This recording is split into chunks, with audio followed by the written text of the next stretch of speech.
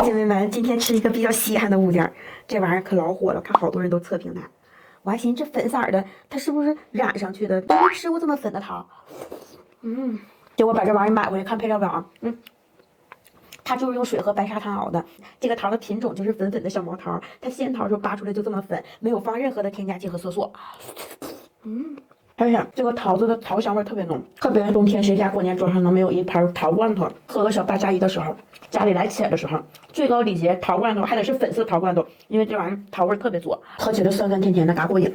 我这个刚从外面拿回来，上面还带那个小冰渣呢，一吃冰凉了。虽然这个价格会比普通的黄桃罐头贵，但它的品质真的没得说。吃起来肉多多的，带点脆脆的感觉，桃香味特别浓。最关键是配料表还干净。那边咱们虽然价格它有一点高，但过年吃是不是还能接受？真的很好吃。今天就到这儿吧，这半罐可别早早就吃了，拜拜。